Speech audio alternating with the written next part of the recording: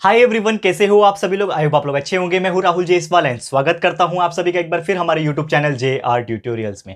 Friends, आज again आपके सामने एक मोस्ट इंपॉर्टेंट हिस्ट्री का लेक्चर वीडियो लेकर आ चुका हूं दोस्तों, जिसमें आज के दिन हम लोग पढ़ने वाले हैं हमारे 9th स्टैंडर्ड के लिए हिस्ट्री सब्जेक्ट का जो हमने चैप्टर की शुरुआत की थी दोस्तों, जिसका नाम है चैप्टर नंबर 5 एजुकेशन। तो आज हम इस पर्टिकुलर चैप्टर का लेक्चर नंबर 4 आपके लिए लेकर आ गए हैं, जो कि अगेन एक बहुत ही ज्यादा इंपॉर्टेंट लेक्चर वीडियो होने वाला है।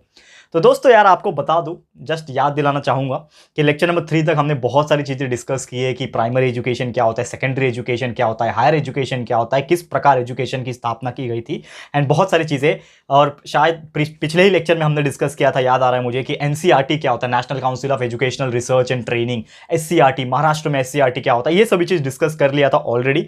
तो अगर आपने इसके पहले के 3 लेक्चर्स नहीं देखे हैं इस चैप्टर के, तो जरूर से देख लेना दोस्तों। काफी मजेदार है और काफी लाइक इंफॉर्मेटिव है। अगर आप सीख लेते हो तो बहुत हेल्पफुल होगा। ठीक है, तो आज लेक्चर नंबर 4 की शुरुआत करेंगे, लेकिन इसकी शुरुआत करने से पहले आपको जो मैं हमेशा बोलता हूं, जो कि है प्लेलिस्ट को आप चेक करो। प्लेलिस्ट सेक्शन एक ऐसा सेक्शन है दोस्तों जिसमें आपको हर वीडियोस सीक्वेंस में मिल जाएंगे, स्टैंडर्ड के हिसाब से, सब्जेक्ट के हिसाब से। तो आप जाओ, मोस्ट ऑफ द सब्जेक्ट्स के सिलेबस कंप्लीट कर दिया हमने, यानी पूरा का पूरा वीडियोस हर चैप्टर्स के रिकॉर्ड करके अपलोड करके रख दिया है। तो प्लीज जाओ यार, क्या किस चीज की कमी है आपको, बस पढ़ना ही तो है। जाके आप वीडियोस ओपन करो, पढ़ो अच्छे से, और जितना हो सके कंसेप्चुअल नॉलेज क्लियर करो, और जितना हो सके अच्छे मार्क्स लेके आओ दोस्तों। ठीक है, तो जरूर से कर लेना। अगर आप सपोर्ट भी करना चाहते हो हमें, तो JR talks and JR vlogs, these are 2 more channel, जरूर से करना यार। 2 और चैनल है हमारे। JR टॉक्स पे हम करियर गाइडेंस के वीडियोस, और JR व्लॉग्स पे हम लाइक व्लॉगिंग करते हैं, तो थोड़ा पर्सनल चीज़ें हैं, लेकिन अगर आप देखोगे तो अच्छा लगेगा आपको, थोड़ा आपका एंटरटेनमेंट भी हो जाएगा। जरूर सपोर्ट करना, आपके अपने राहुल सर का है यार। ठीक है, और इंस्टा पे फॉलो नहीं करते तो इंस्टा पे भी फॉलो कर लेना। चलिए शुरुआत करते हैं आज के इस वीडियो की। तो सबसे पहले आज क्या पढ़ने वाले हैं ये हम लोग डिस्कस कर लेते हैं यहाँ पे। तो एजुकेशन फील्ड में क्या क्या चीज़ें हमने देख लिया, NCERT SCERT देख लिया, लेकिन एक और बहुत इंपॉर्टेंट चीज़ है जो हमें डिस्कस करना है आज, वो है दोस्तों इग्नू। अब आप बोलोगे सर ये इग्नू क्या है। तो इग्नू का एक फुल फॉर्म होता है जिसको हम लोग बोलते हैं इंदिरा गांधी, ठीक है, Indira Gandhi national open university. National open university, ये इसका फुल फॉर्म है, शॉर्टकट में इग्नू बोलते हैं, Indira Gandhi national open university. और ये जो यूनिवर्सिटी है, इसकी शुरुआत बहुत पहले ही की गई थी, लगभग 1970 के आसपास की गई थी। और एक चीज़ है दोस्तों कि यार ये यूनिवर्सिटी की शुरुआत क्यों की गई।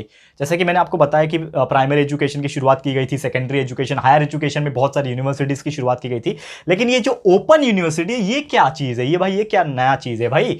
तो ये ओपन यूनिवर्सिटी एक ऐसा यूनिवर्सिटी था कि जो लोग नहीं पढ़ पाते थे किसी भी अलग अलग तरीके से, जैसे आसपास उनके कोई कॉलेज नहीं है, या फिर एक एवरेज मिडिल क्लास कोई घर हो, यानी कि उनके घर में लाइक उतना चीज़ें नहीं है कि हम अच्छे जगह पे क्वालिटी एजुकेशन पढ़ सके, या फिर अगर हम वर्किंग हैं, जैसे कि मैं कुछ काम भी कर रहा हूँ लेकिन मुझे पढ़ाई भी करनी है, तो मैं रेगुलर तो कॉलेज जा नहीं सकता, रेगुलर यूनिवर्सिटी में नहीं जा सकता, तो मैं कैसे पढ़ूंगा।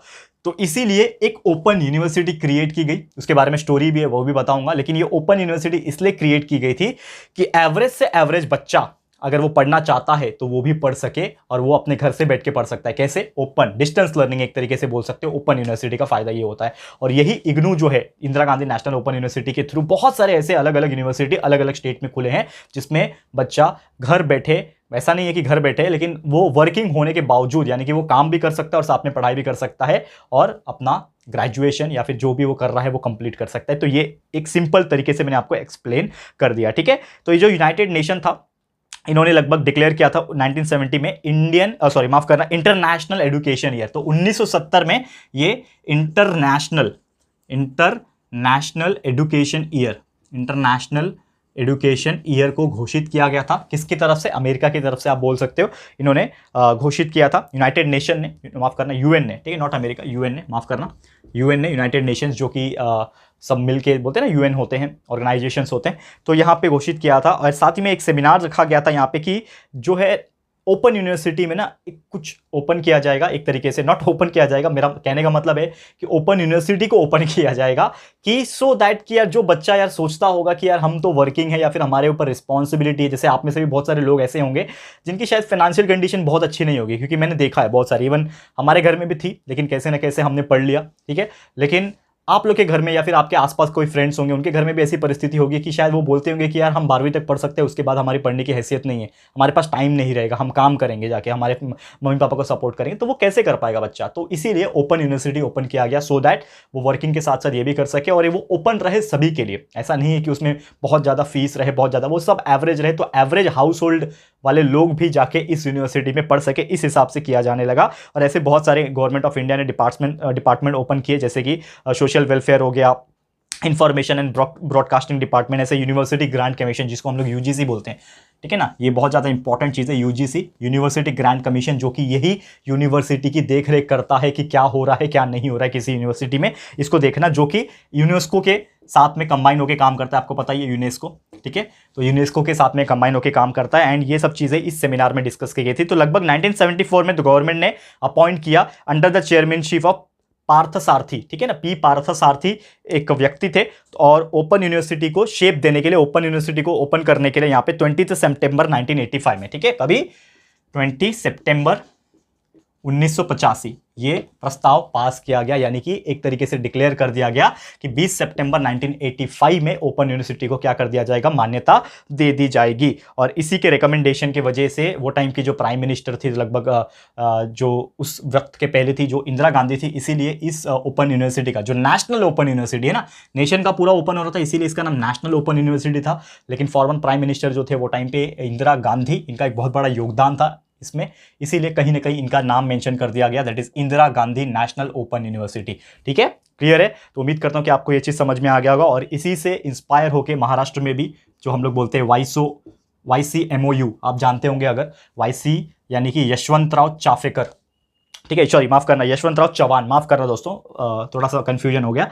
तो यशवंतराव चव्हाण महाराष्ट्र ओपन यूनिवर्सिटी ये लागू की गई थी, जिसमें बहुत सारे कैंडिडेट ऐसे हैं जो जाके एडमिशन ले सकते हैं और वो पढ़ सकेंगे और साथ में वो अपना काम भी कर सकेंगे। इस प्रकार YCMOU लागू किया गया, जो कि आप अगर आप मुंबई से बिलोंग करते तो आपको पता होगा कि ये YCMOU यूनिवर्सिटी जो है ये बहुत सारे कॉलेजेस में, इवन मतलब मैं पालघर डिस्ट्रिक्ट में रहता हूँ तो पालघर में भी बहुत सारे कॉलेजेस है जो ये टाइप के एडमिशन प्रोसेस को ऑर्गेनाइज करवाते हैं। और अगर आप पढ़ना चाहते हो तो जरूर से पढ़ सकते हो, डिस्टेंस लर्निंग के थ्रू बहुत सारे कोर्सेस है तो आप कर सकते हो, तो डेफिनेटली आपको ये चीज़ हेल्प करेगा। क्लियर है। और जो कि स्टूडेंट ऐसे होते थे, कुछ ऐसे होते थे जो कॉलेज नहीं मिल पाता था उनको, पढ़ना चाहते थे लेकिन उनको कॉलेज नहीं मिल पाता था, और एक तरीका होता है ना, फॉर्मल वे होता है, एक फॉर्मल तरीका होता है कि एक एडमिशन प्रोसेस के थ्रू जाना पड़ता है। तो बहुत सारे बच्चे ऐसे होते हैं वो एडमिशन प्रोसेस के थ्रू नहीं जा सकते, because there are some donations, there are some fees and कुछ हाई प्रोफाइल चीज़ें होती है, तो वो नहीं कर पाते, तो वो बेचारे कहाँ जाएंगे, वो क्या अनपढ़ रहेंगे क्या, नहीं। तो इसी के लिए ये सब चीज़ें जो है वो रखी गई थी, ओपन यूनिवर्सिटी की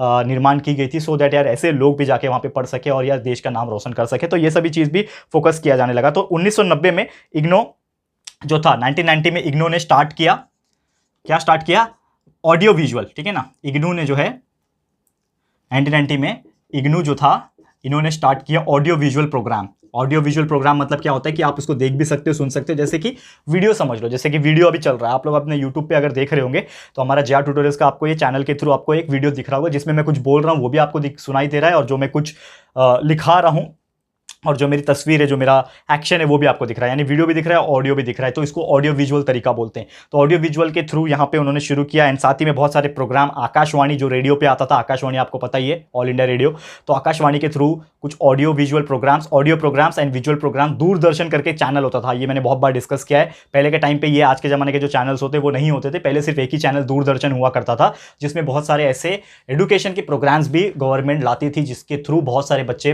देखते थे और सीखते थे, पढ़ते थे, उनको समझ में आता था। तो ऑडियो विजुअल प्रोग्राम आकाशवाणी और दूरदर्शन के थ्रू भी ऐसे बहुत सारे अनाउंस होने लगे एंड बहुत सारे अलग अलग ब्रांचेस के थ्रू यहाँ पे होने लगे।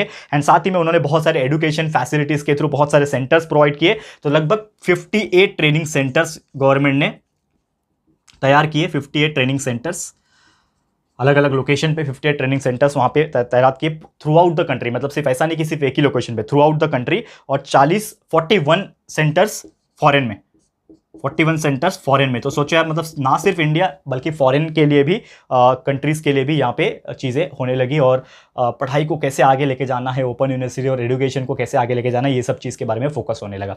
क्लियर है, समझ में आ रहा है दोस्तों। तो उम्मीद करता हूँ कि ये भी आपको समझ में आ गया होगा इग्नू के बारे में और जो भी चीज़ें मैंने डिस्कस की। ठीक है, अब यहाँ पे आ रहा है कि यार आप एडुकेशन तो लोगे, लेकिन एडुकेशन के पीछे एक सबसे बड़ा चीज़ हाथ होती है, एक सबसे बड़ी चीज़ की हाथ होती है, वो की होता है रिसर्च करना। जैसे कि अगर मैं आपको बोलूँ कि यार ये सब चीज़ की निर्माण हुई थी, लेकिन कहीं ना कहीं ये डायरेक्ट मैंने मुंह उठा के बोल दिया कि नहीं, इसके पीछे एक रिसर्च किया होगा, एंड वो रिसर्च जो करता है उसको रिसर्चर्स बोलते हैं, एंड वो रिसर्चर्स जब लिखते हैं तो वो हिस्ट्री बन जाता है जैसे जैसे हम लोग आगे पढ़ते जाते हैं। अब ये जो रिसर्च होंगे वो अलग अलग सब्जेक्ट्स के हिसाब भी होंगे, तो हम लोग सबसे पहले पढ़ेंगे रिसर्च के बारे में, यानी रिसर्च इंस्टीट्यूट के बारे में। तो इसको भी थोड़ा सा देख लेते हैं हम लोग, रिसर्च इंस्टीट्यूट्स। थोड़ा सा ध्यान से देखना। अब रिसर्च इंस्टीट्यूट्स में भी हम अलग अलग सब्जेक्ट्स की बात करेंगे। सबसे पहले हम लोग बात करेंगे साइंस के बारे में। साइंस एक ऐसा फील्ड है दोस्तों जो कि मुझे बहुत ज़्यादा पर्सनली पसंद है। जैसा कि आप जानते हो कि हमने अपने चैनल की शुरुआत साइंस से ही की थी, क्योंकि सबसे फेवरेट मेरा सब्जेक्ट जो है वो साइंस है, उसके बाद मैथ्स आता है। तो जैसा आपने डिमांड किया साइंस, तो मैंने कब का कंप्लीट कर दिया है हर स्टैंडर्ड के लिए। पूरा वीडियो प्लेलिस्ट में अवेलेबल है, जाके देख लेना। ऐसे ही बोर्ड के ऊपर लेक्चर बाय लेक्चर वीडियो आपको मिल जाएंगे, फ्रेश वीडियो से एकदम अच्छे से बनाया हुआ। उसके बाद मैथ्स आपने जो डिमांड किया, मैथ्स भी कंप्लीट कर दिया, और सोशल स्टडीज जो आपने डिमांड किया वो हम लोग का लगभग 50% हो गया। आगे का कंटिन्यूसली हम लोग बना देंगे, तो आने वाले 2-3 महीने में वो भी खत्म हो जाएगा। बस और क्या चाहिए आपको, इंग्लिश ग्रामर प्रेजेंट है, पूरा बना दिया है, सब चीज़ प्रेजेंट है चैनल के ऊपर। तो वही बात कर रहे थे रिसर्च इंस्टीट्यूट की। तो रिसर्च इंस्टीट्यूट में सबसे पहले साइंस की अगर हम बात करें, तो जो पोस्ट इंडिपेंडेंस का जब टाइम था, यानी हमें जब आज़ादी मिली, तो हमारा एक ही मकसद था कि किस प्रकार हम अपने देश को आगे बढ़ाए, डेवलपमेंट लेके आए। और डेवलपमेंट कब आएगा, जब हम साइंस एंड टेक्नोलॉजी के ऊपर फोकस करेंगे। क्योंकि अगर कुछ साइंटिफिक चीज़ें रहेगी, कुछ साइंटिफिक मशीन्स रहेगी, इंडस्ट्रीज आएगी, मॉडर्नाइजेशन आएगा, ठीक है ना, कैपिटलाइजेशन आएगा, तो जब ये सब चीज होगा ना, तभी जाके तो हमारा देश में पैसा आएगा, इकोनॉमी के ग्रोथ होगी। और वो सब चीज के पीछे कहीं ना कहीं किसका हाथ रहेगा, साइंस का हाथ रहेगा, साइंस एंड टेक्नोलॉजी का हाथ रहेगा। तो इसीलिए ये बहुत ज्यादा डिमांडेबल था। तो जो council of scientific and industrial research जो था, जिसको CSIR बोलते हैं, CSIR, इसका फुल फॉर्म होता है दोस्तों, याद रख लेना, council of scientific and industrial research. ठीक है, ये चीज आपको याद रखना है। तो जो council of scientific and industrial research CSIR जो था, इन्होंने एस्टैब्लिश किया था कि किस प्रकार हम अपने देश में साइंटिफिक रिसर्च को आगे बढ़ाएंगे। क्योंकि अगर हम कोई चीज रिसर्च नहीं कर रहे हैं तो हम उस चीज को अडॉप्ट नहीं कर सकते, क्योंकि वो उस जमाने में हमें हर एक छोटी चीज जो साइंटिफिक चीजें होती थी वो किसी दूसरे देश से लानी पड़ती थी, जिसकी वजह से हमें बहुत पैसा देना पड़ता था। लेट्स सपोज आज के डेट में भी अगर हम बात करें, हमारा साइंटिफिक टेक्नोलॉजी बहुत ज्यादा डेवलप नहीं है। इमेजिन के तौर पे बोल रहा हूं कि हमने राफेल जो जहाज है, आपको पता है ना, लड़ाकू विमान राफेल, ये जो राफेल जो प्लेन होता है जो हवाई में मारता है, आपको पता है ना, एयरफोर्स वाले, तो हमने राफेल विमान खरीदे। किससे खरीदे? फ्रांस देश से खरीदे। तो आपको अगर पता होगा कि फ्रांस देश से खरीदने में, मुझे एग्जैक्टली पता नहीं, लेकिन सम 1000 करोड़ का एक एरोप्लेन आता है। वैसे बहुत सारे राफेल हमने खरीदे। समझ लो, एक इमेजिनेशन में आपको ये अंदाजा बता रहा हूं, मुझे माफ कर देना क्योंकि मुझे एग्जैक्ट नहीं मालूम है कि कितना 1000 करोड़। तो जस्ट एक एजम्पशन बता रहा हूं कि समझ लो एक एरोप्लेन जो खरीदा राफेल का, एक एयरफोर्स प्लेन जो खरीदा, वो 2000 करोड़ का था इंडियन करेंसी में। समझ लो एक प्लेन 2000 करोड़ का था, तो 2000 करोड़ का हमने एक प्लेन खरीदा, तो हमें कितना महंगा पड़ा? ऑब्वियसली बहुत महंगा पड़ा। अगर वही चीज हम अपने देश में बनाते तो हो सकता है इसके पीछे जो हमने टैक्सेस भरा है इंपोर्ट ड्यूटी के लिए, या फिर जो भी टैक्सेस वगैरह होता है, वो अगर नहीं भरना होता, तो अगर हम खुद से ही बना लेते, मतलब हमारे देश में ही बन जाता, तो हो सकता है कि ये 2000 करोड़ के बदले सिर्फ हमें 1000 करोड़ का खर्चा आता, यानी कि हम 1000 करोड़ बचा सकते थे। तो ये एक एग्जाम्पल था, क्या बताने के लिए कि सेम उसी प्रकार जब हमारे देश में जब छोटी से छोटी चीजों की जरूरत पड़ती थी, scientific and science and technology की, तो हम दूसरे देश से उसको लेते थे। एंड दूसरे देश से लेने के लिए क्या होता था कि हमें पैसा बहुत देना पड़ता था, एक का 2 भाव देना पड़ता था। तो इस चीज के लिए हमारे लीडर्स ने, गवर्नमेंट ने बहुत सारी चीजें सोची और साइंटिस्ट के ऊपर बहुत ज्यादा प्रेशर डाला, सो दैट हम अलग अलग फील्ड में रिसर्च कर सके। तो रिसर्च स्टार्ट हुआ, बहुत सारे फील्ड में रिसर्च होना स्टार्ट हुआ, जैसे कि फिजिक्स में, केमिस्ट्री में, फार्मास्यूटिकल्स में, फूड प्रोसेसिंग में, माइनिंग में, एंड ऐसे बहुत सारे इंजीनियरिंग वगैरह अलग अलग फील्ड्स में रिसर्च होना स्टार्ट हुआ, सो दैट हम अपने टेक्नोलॉजी, हम अपने साइंटिफिक तरीका और जो प्रोसेस है उसको धीरे धीरे एडवांस करें, और धीरे धीरे हमारे देश जो है वो दूसरे देश के ऊपर थोड़ा सा कम डिपेंडेंट होने लगे, जिसकी वजह से हमारे देश का पैसा बचेगा और हम उसको, वही पैसे को देश की तरक्की में अप्लाई कर सकेंगे। तो ये सब चीजें होने लगा धीरे धीरे। तो हम अपना फॉरेन करेंसी को कैसे बचाएं, कैसे हम लोग रिड्यूस करें इंपोर्ट्स को, जो हम कोई भी चीज बाहर से इंपोर्ट करते हैं ना, एक्सपोर्टेशन कम होता था, मतलब हम अपना चीज किसी दूसरे देश को बहुत कम दे पाते थे, बदले में हम ज्यादा चीज लेते थे, क्योंकि हमारे पास कोई साधन नहीं था, कोई हमारे पास कुछ चीजें ऐसी नहीं थी कि जो हम खुद से बना सके। फार्मास्यूटिकल दवाइयां हम खुद से नहीं बना पाते थे, बहुत सारी ऐसी चीजें थी टेक्नोलॉजी वाली हम दूसरे देश से ले पाते थे। लेकिन आज के डेट में देखो, उल्टा दूसरे देश आके हमसे लेके जाते हैं, क्योंकि हमारा प्रोडक्शन एंड मैन्युफैक्चरिंग बहुत बड़ा है बाकी देश के कंपैरिजन में। लेकिन वो आज की बात है, हम बात कर रहे हैं लगभग 50-100 साल पहले की बात, ठीक है ना, ये जब इंडिपेंडेंस के पहले की 60-70 साल पहले की बात हम लोग बोल रहे हैं। तो उस जमाने में ये सब चीजें होने लगा। लैबोरेटरीज जो था, काउंसिल ऑफ जो रिसर्च था, इन्होंने बहुत ज्यादा फोकस किया किस प्रकार स्टूडेंट्स को भी लैबोरेटरी के बारे में चीजें समझाई जाएगी, केमिस्ट्री के प्रैक्टिकल्स के बारे में समझाया जाएगा, ताकि वो लोग खुद ही चीजें सीख जाए, और जब वो धीरे धीरे इंप्लीमेंट करे तो वो सब चीजें जो हम दूसरे देश से लाएंगे वो हम लोग खुद ही बनाना शुरू कर दे, खुद ही प्रैक्टिकल करना शुरू कर दे। तो ये सभी चीजें होने लगी। तो अचीवमेंट जो था, वो जो CSIR जो मैं बात कर रहा हूं, इसके बहुत सारे अचीवमेंट्स भी रहे हैं, जो बहुत सारी चीजें करने लगे। तो जैसे इन्होंने जो वोटिंग के दौरान पे जो इंक लगाते हैं ना उंगली पे, आपको पता है ना, इंक लगाया जाता है एक नाखून के ऊपर, ताकि वो छूटे ना और पता चल जाए कि इसने वोट दिया है कि नहीं दिया है। तो वो इंक बनाना हमने शुरू कर दिया। फिर साथ ही में हमने बहुत सारे इलेक्शंस के लिए जो चीज़ें होती है वो बनाना शुरू कर दिया। मेडिसिन मलेरिया की बनाना शुरू कर दिया। एलिफेंटासिस बनाना शुरू कर दिया। एलिफेंटासिस एक बीमारी है, उसकी मेडिसिन। ट्यूबरक्लोसिस, टीबी की बीमारी की मेडिसिन हमने बना लिया, ठीक है ना। हमने बाम्बू प्रोडक्शंस को एनहांस कर दिया। हमने डीएनए फिंगरप्रिंटिंग, डीएनए होता है ना, डीएनए की कौन किसका डीएनए मैच हो रहा है कि नहीं, तो डीएनए फिंगरप्रिंटिंग करना शुरू किया। ये फर्स्ट टाइम हो रहा था हमारे इंडिया में। और बहुत सारी ऐसी चीज़ें जो है हमने इंप्रूव कर दिया। फिर लगभग 60 हजार साल पुराना जो चीज़ें था उससे हम लोग ने पता लगा दिया। और साथ ही में हम लोग अर्थक्वेक को कैसे पता लगा सकते हैं पहले कि अर्थक्वेक आने वाला है, ये सब सिस्टम हमने अडॉप्ट कर लिया धीरे धीरे। ये साइंटिफिक जो काउंसिल है, council of scientific and industrial research जो है, CSIR के थ्रू ऐसे बहुत सारे एडवांस हमने एक्सपेरिमेंट्स करके और प्रूफ करके हमने ये सब चीज़ का पता लगा लिया। और कहीं ना कहीं हम बहुत ज़्यादा तरक्की करने लगे इस पर्टिकुलर फील्ड में। क्लियर है? तो उम्मीद करता हूं कि ये चीज़ भी आपको समझ में आ गया होगा। और साथ ही में बहुत सारे और भी चीज़, जैसे कि पेस्टिसाइड्स, केमिकल फर्टिलाइजर्स, क्योंकि यार हमारे देश में अभी हर चीज़ है लेकिन एग्रीकल्चर भी तो है, तो उसको भी आगे बढ़ाना है। तो कैसे एग्रीकल्चर को पेस्टिसाइड्स हम डालते हैं, कीटनाशक डालते हैं, फर्टिलाइजर्स डालते हैं, तो हमारा एग्रीकल्चर प्रोडक्शन कैसे बढ़ सकता है, तो इसके ऊपर फोकस करने लगे। फिर कैसे हल्दी का यूज़ करके, टर्मरिक का यूज़ करके हम लोग कुछ क्रीम बना सकते हैं। और जख्म जो होता है, जिसको वुंड्स बोलते हैं, वुंड्स, जख्म लग जाती है ना, चोट लग जाती है, वुंड, तो वुंड्स को कैसे हील कर सकते हैं, ठीक कर सकते हैं। अलग अलग टाइप के वैरायटी ऑफ राइस हो गए। और CSIR ने बहुत सारे डिजिटल प्लेटफॉर्म पे भी काम करना शुरू कर दिया, जैसे एनसाइक्लोपीडिया वगैरह हो गया। और इंडियन ट्रेडिशनल नॉलेज को हर जगह अलग अलग लैंग्वेजेस में, 8 डिफरेंट इंटरनेशनल लैंग्वेजेस में पब्लिश करना शुरू कर दिया। मतलब इससे क्या होने लगा कि बहुत सारा क्या होने लगा, हमें एडवांटेज होने लगा। और जो चीज हम टोटली डिपेंडेंट होते थे किसी और कंट्रीज के ऊपर, वो हम लोग खुद से होने लगे। तो कहीं ना कहीं एक बहुत ही अच्छा यहां पे फोकस होने लगा। और ये सब चीज किसके वजह से पॉसिबल हुआ? पढ़ाई के वजह से पॉसिबल हुआ। एजुकेशन में आज भी आपको बोलता हूं, द पावर ऑफ एजुकेशन। पढ़ाई एक ऐसी चीजें हैं, अगर आप उसका समझ लेते हो ना कंसेप्ट, तो आप लोग ना कुछ अलग ऐसा करोगे ना जो किसी ने नहीं किया है। किसी ने लाइट डिस्कवर किया था, थॉमस एडिसन, मतलब इलेक्ट्रिक बल्ब, माफ करना, ठीक है। किसी ने एनर्जी, इलेक्ट्रिसिटी, किसी ने यार क्या क्या, मतलब मैं अभी एग्जांपल के तौर पे नाम लूंगा तो बहुत सारे नाम खत्म हो जाएंगे, करेक्ट है। तो ऐसे ऐसे लोग थे। तो यार आप में से भी मैं चाहता हूं, जो बच्चा देख रहा है, 4.5 लाख बच्चे हैं हमारे इस प्लेटफॉर्म के ऊपर, JR ट्यूटोरियल्स के ऊपर। इस 4.5 लाख में से यार कम से कम यार 5 से 10 बच्चे तो ऐसे निकले यार जो साइंटिस्ट बने। यार दिल से चाहता हूं, क्योंकि यार मैंने भी एग्जाम भरा था, एग्जाम का दिया था, लेकिन बिकॉज ऑफ कोविड-19 वो सपना मेरा अधूरा रह गया। एंड उसके बाद तो पूरा मेरा स्विच हो गया, मैं यूट्यूब पे आ गया, पूरा आपके लिए डेडिकेशन के साथ वीडियोस बनाने लगा। लेकिन मेरा अधूरा सपना है ना, अभी मैं चाहूँ तो पूरा कर सकता हूँ, लेकिन मैं चाहता हूँ कि मैं अपना सपना आप लोग के लिए डेडिकेट करूँ, और आप लोग ये सपना जो है ना पूरा करो मेरे लिए। तो जरूर से मैं चाहता हूँ कि आप में से जो बच्चा इंटरेस्टेड है ना, साइंटिस्ट जरूर बनना यार। मतलब कुछ ऐसी चीजें डिस्कवर करो, इन्वेंट करो, कुछ भी करो यार, लेकिन करो यार, बहुत दिल से निकलता है ये सब चीजें, ठीक है। चलो वो सब चीजें होती रहेगी, बाद में कभी डिस्कस करेंगे लाइव वगैरह में, ठीक है। ज़्यादा बोल दिया चलो कोई बात नहीं, कोई बात नहीं। चलो तो ये हो गया साइंस के बारे में। तो ऐसे बहुत सारे फील्ड है, उसके बारे में भी डिस्कस करेंगे। तो चलो साइंस हो गया, अब बात कर लेते थोड़ा सा मैथ्स के बारे में।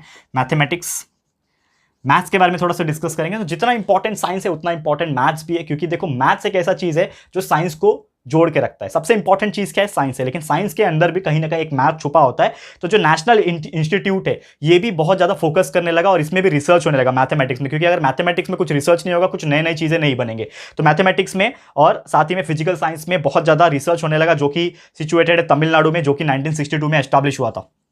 1962 में एस्टैब्लिश हुआ है national institute for research in the mathematical and political, माफ कीजिएगा, फिजिकल साइंस। तो मैथ्स के लिए और फिजिकल साइंस के लिए कंबाइन में एक नेशनल इंस्टीट्यूट प्रेजेंट है, नेशनल इंस्टीट्यूट ऑफ टेक्नोलॉजी बोल लो आप, ठीक है ना।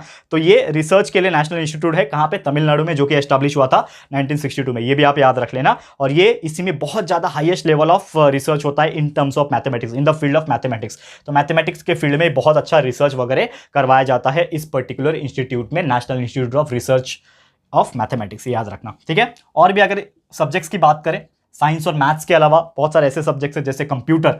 तो कंप्यूटर को हम लोग कैसे इग्नोर कर सकते हैं? कंप्यूटर है तभी हम लोग है दोस्तों, क्योंकि कंप्यूटर की वजह से ही बहुत सारे एप्लीकेशंस जो हम लोग यूज करते हैं और बहुत सारी चीजें जो हो रही है ना आज के डेट में, it is because of computer only. तो कंप्यूटर 1969 में हमने अपना पहला कंप्यूटर बनाया था ISIJU।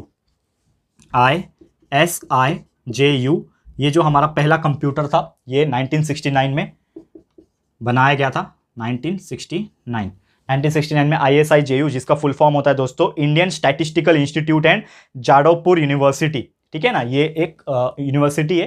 ठीक है, क्या बोला मैंने, फुल फॉर्म याद रख लेना, Indian statistical institute of Jadavpur university. इन्होंने यहाँ पे बनाया था पहला इंडिजीनियस कंप्यूटर। एंड फिर 1974 में, और देखो क्या होने लगा ना कि ये जब कंप्यूटर धीरे धीरे आने लगे तो लोगों को समझ में आ गया कि यार it is a computer age, और कंप्यूटर एज जब आया तो बहुत सारी चीज़ें बेटर होने लगी। तो यहाँ पे सॉफ्टवेयर रिलेटेड चीज़ भी काम होने लगा। तो आपको पता है कि एक इंडिया की एक कंपनी है बहुत पुरानी जिसका नाम है TCS, Tata consultancy service. Ratan Tata का नाम सुना होगा आपने, रतन टाटा उसकी कंपनी है। ठीक है ना, बहुत ही फेमस व्यक्ति है वो तो। ठीक है, तो रतन टाटा की कंपनी टाटा कंसल्टेंसी सर्विस जो कि डेडिकेटेड है किसके लिए, यहाँ पे सॉफ्टवेयर रिलेटेड काम करने के लिए। तो इन्होंने अमेरिका से कॉन्ट्रैक्ट लिया एक कि हम जो है सॉफ्टवेयर वाली चीज़ों के ऊपर काम करेंगे, क्योंकि इसके पहले आज तक अब इंडिया में हुआ ही नहीं ये सब चीज़ें, कि इन्होंने ट्राई किया लेकिन फेल हो पाए। लेकिन टाटा कंसल्टेंसी सर्विस अमेरिका से कॉन्ट्रैक्ट ले पाई और बहुत सारी इसमें सॉफ्टवेयर रिलेटेड काम कर पाई, सॉफ्टवेयर प्रोडक्शन कर पाई, सॉफ्टवेयर इंडस्ट्रीज हमारे इंडिया में आखिरकार आ गई। और इसी को देख के बहुत सारी अलग अलग इंडस्ट्रीज भी खुल गई यार, मतलब नाम नहीं लूंगा किसी का, लेकिन ये TCS को ही देख के बहुत सारी इंडस्ट्रीज जो है वो सामने आई और सॉफ्टवेयर वगैरह डिजाइन करने लगे, सॉफ्टवेयर बिल्ड करने लगे। और कंप्यूटर इसके लिए, इस चीज़ के लिए कंप्यूटर ने बहुत बड़ा अपना योगदान दिया। कंप्यूटर की वजह से ही ये जो साइंटिफिक रिसर्च था वो बहुत तेजी से ऊपर आ पाया, क्योंकि कहीं ना कहीं जब भी हम लोग साइंटिफिक रिसर्च की बात करेंगे तो इसमें कंप्यूटर का एक बहुत बड़ा योगदान रहा है। बिकॉज ऑफ कंप्यूटर हम इतने एडवांस हो पाए हैं, कंप्यूटर नहीं होता तो शायद हम इतने एडवांस नहीं होते। तो एक इंसिडेंट है 1989 में, करेक्ट है, सॉरी 1987 में, माफ करना। तो 1987 में एक स्टोरी है छोटा सा। 1987 में क्या हुआ, अमेरिका जो था ना वो टाइम पे बहुत ज़्यादा सक्सेसफुल आगे बढ़ चुका था क्योंकि उसके पास बहुत पैसा था। तो अमेरिका के पास ऑलरेडी एक सुपर कंप्यूटर था। आपको पता है सुपर कंप्यूटर एडवांस कंप्यूटर होता है जो कि बहुत काम जो ये नॉर्मल कंप्यूटर कर पाते हैं उससे कहीं गुना तेजी से कर पाते हैं और बहुत ही एडवांस फंक्शंस भी हम कर पाते हैं। तो 1987 में इंडिया ने डिमांड किया था अमेरिका से कि आप सुपर कंप्यूटर हमें दे दो, मतलब उनके पास तो बहुत सारे, तो हमको भी दे दो ताकि हम भी कुछ एडवांस चीज़ें कर पाए। तो अमेरिका ने सोचा कि अगर हम इंडिया वाले को दे देंगे तो इंडिया वाले हमसे आगे निकल जाएंगे, ऐसा सोचना था उनका। लेकिन उनको क्या मालूम यार हम इंडिया के पास इतना टैलेंट है कि हम लोग कुछ भी कर सकते हैं। तो यार जब अमेरिका ने इंडिया को सुपर कंप्यूटर देने से जब इनकार कर दिया तो उस टाइम पे क्या हो गया कि जब यार कुछ भी चीज़ जब हमको मना की जाती है तो हमें बहुत ज़्यादा क्या हो जाता है, अरे यार इसने मना कर दिया मेरे को, मतलब ऐसा वाला टाइप का हो जाता है। तो उस टाइम पे क्या होने लगा, जो इंडिया की गवर्नमेंट थी, और वो टाइम पे जो इंडियन गवर्नमेंट जो थी ना वो किसके अंडर में थी, राजीव गांधी की। आपको पता है Rajiv Gandhi is one of the like बहुत ही दिमाग वाले पर्सन थे। उनकी डेथ हो गई थी बिकॉज हत्या कर दी गई थी उनकी, ठीक है ना, कुछ टेररिस्ट ऑर्गेनाइजेशन ने। लेकिन राजीव गांधी बहुत यंग और बहुत ही एनर्जेटिक लीडर थे। प्राइम मिनिस्टर की बात करो तो वो टाइम पे प्राइम मिनिस्टर राजीव गांधी थे। उस टाइम पे जब राजीव गांधी को लगा कि यार ये अमेरिका ने हमें सुपर कंप्यूटर देने से मना कर दिया तो उनको गुस्सा आया और उन्होंने अपने कुछ इंजीनियर्स और बाकी जो मेंबर्स थे उनके साथ मिलकर उन्होंने बोला कि यार आप इंडिया वाले ही बनाएंगे सुपर कंप्यूटर, मतलब इंडिया के पास क्या आप कोई एरा गैरा समझते हो क्या, इंडियंस के पास भी है दम और हम भी सुपर कंप्यूटर बना के दिखाएंगे। तो एक टाइम आ गया 1988 में, यहाँ पे एक ऑर्गेनाइजेशन क्रिएट किया गया जिसका नाम था CDAC, ठीक है ना। CDAC करके एक ऑर्गेनाइजेशन क्रिएट किया गया जिसका नाम था दोस्तों यहाँ पे centre for development for advance computing, centre for development for advance computing, मतलब एडवांस कंप्यूटर को, सुपर कंप्यूटर को कैसे बिल्ड किया जाए और उसके रिलेटेड एप्लीकेशन को कैसे क्रिएट किया जाए। एक कंपनी स्टार्ट की गई, एक ऑर्गेनाइजेशन स्टार्ट किया गया और इसी के रेफरेंस में लगभग ये जो है ना पुणे में है, ये आपको मैं बता दूं शायद जो पुणे में रहता है उनको पता होगा CDAC मतलब क्या है, कंपनी है, ठीक है, जो एडवांस कंप्यूटिंग एडवांस सिस्टम के ऊपर काम करती है। और 1991 में क्या हुआ कि यही जो सेंटर है इसके लीडरशिप में कौन थे, डॉक्टर विजय भटकार जो थे, इन्होंने डेवलप कर दिया एक सुपर कंप्यूटर, हमारा इंडिया का सबसे पहला सुपर कंप्यूटर। और ये आपको नाम याद रखना है, मैं लिखा के दे रहा हूं आपको,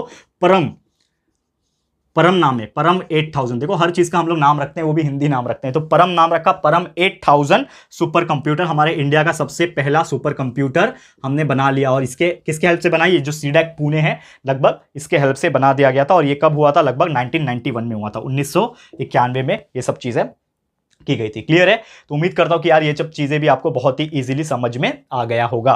ओके, अब एक छोटा सा और आखिरी टॉपिक है, इसको भी हम लोग ले लेते हैं कि किस प्रकार कंप्यूटर वगैरह तो हो गया, लेकिन वो टाइम पे ना एक और बहुत इंपॉर्टेंट चीज हो रहा था। कंप्यूटर के अलावा एक बहुत इंपॉर्टेंट चीज की डिस्कवरी हुई थी, डिस्कवरी नहीं बोलूंगा, एक एस्टैब्लिशमेंट हुई थी, जो कि था दोस्तों BARC। अब BARC बहुत लोग जानते होंगे, जो लोग मुंबई से बिलोंग करते हैं, that is Bhabha atomic research centre. Doctor Homi Bhabha का नाम तो सुना होगा आपने, one of the great science के फील्ड में मास्टर आदमी, ठीक है। तो भाभा एटॉमिक रिसर्च सेंटर की शुरुआत की गई, जिसके थ्रू बहुत सारे ऐसे न्यूक्लियर टेस्ट, आपको पता है ना हमारे इंडिया में न्यूक्लियर टेस्ट बहुत कम हुए, लेकिन जितने भी हुए सक्सेसफुल हुए कहीं ना कहीं, मतलब 100% सक्सेस रेट नहीं है, लेकिन फिर भी बहुत ज्यादा अच्छे सक्सेसफुल हुए। तो उसके पीछे कहीं ना कहीं Bhabha atomic research centre Homi Bhabha का बहुत बड़ा योगदान है, जिसमें बहुत सारे research in the fields of nuclear physics, solid state physics, stratoscography, chemical reaction, life sciences and nuclear weapons. तो ये सब चीज के ऊपर बहुत ज्यादा काम होने लगा, और धीरे धीरे इन्होंने BRC का स्कूल्स भी लॉन्च किया ताकि वो साइंटिस्ट लोग को ट्रेन कर सके, एंड बहुत सारी न्यूक्लियर रिएक्टर्स भी सेटअप किया है। और आपको मैं बता दूं कि जहां पे मैं रहता हूं तारापुर साइड, ठीक है ना, एक न्यूक्लियर पावर प्लांट भी है वहां पे, और उसके आसपास पूरा BARC का सेटअप भी है। और खासकर आप ट्रॉम्बे साइड जाओगे, मुंबई में ट्रॉम्बे करके एक जगह होता है, मुंबई हाई ट्रॉम्बे, वहां पे भी एक भाभा एटॉमिक रिसर्च सेंटर का इंस्टीट्यूट है, बहुत बड़ा इंस्टीट्यूट इन द सेंस पूरा उनका सेटअप है, जो कि बहुत अच्छे से काम करते हैं, रिसर्च करते हैं न्यूक्लियर चीजों के ऊपर। क्लियर है? तो अगर आप विजिट करना चाहते हो तो विजिट कर सकते हो, वैसे अलाउ रहता नहीं है, लेकिन आप इंटरनेट पे उसके बारे में और जानकारी ले सकते हो, काफी अच्छा लगेगा आपको पढ़ के। क्लियर है? तो उम्मीद करता हूं कि आपको ये बहुत ही अच्छे से समझ में आ गया होगा। तो बस दोस्तों, इसी के साथ मैं आज का लेक्चर को समाप्त करूंगा, क्योंकि ऑलरेडी बहुत सारी चीजें हमने एक्सप्लेन कर दी। तो चलो थोड़ा सा रिवाइज कर लेते हैं कि क्या क्या हमने डिस्कस किया। सबसे पहले हमने डिस्कस किया दोस्तों इग्नू क्या था? Indira Gandhi national open university, जिसमें बहुत सारे लोग क्या कर सकते थे, जो एवरेज मिडिल क्लास लोग हैं, एवरेज हाउस होल्ड के लोग हैं, वो भी जाके पढ़ सकेंगे, ये वाला हो गया। ठीक है, इंटरनेशनल एजुकेशन ईयर 1970 पे है, यूनाइटेड नेशन ने ऑर्गेनाइज किया था। UGC that is university grant commission ने यूनेस्को के साथ मिलकर ये सब चीजें किया। 20 सितंबर 1985 में लॉन्च हुआ YCMU महाराष्ट्र के लिए, यशवंतराव चौहान महाराष्ट्र ओपन यूनिवर्सिटी, ये हो गया। फिर 1990 में इग्नू के साथ ऑडियो विजुअल प्रोग्राम्स आने लगे, 58 ट्रेनिंग सेंटर्स खोले, 41 फॉरेन सेंटर्स खोले गए। रिसर्च इंस्टीट्यूट में बहुत बड़ा चीज़ें था, जैसे साइंस के फील्ड में CSIR, मैथ्स में हो गया research institute, national institute of research and physical science, जो कि तमिलनाडु में, वो मैंने बता दिया। BARC Bhabha atomic research centre, साथ में कंप्यूटर का सबसे पहला सुपर कंप्यूटर क्या नाम है? परम 8000 सुपर कंप्यूटर, याद रखना कब वो? 1991 में। तो ये सब चीज़ छोटी छोटी चीज़ें हैं जो हमने आपको बता दी और लिखा भी दी। क्लियर है? तो उम्मीद करता हूँ कि आपको बहुत अच्छे से समझ में आ गया होगा। इसी के साथ हमारा आज का वीडियो समाप्त होता है, और उम्मीद करता हूँ कि आपको बहुत अच्छे से क्लियर हो गया होगा। तो ये वीडियो आपको कैसा लगा है प्लीज़ हमें कमेंट करके बताना, अपनी राय और सजेशन जरूर से देना।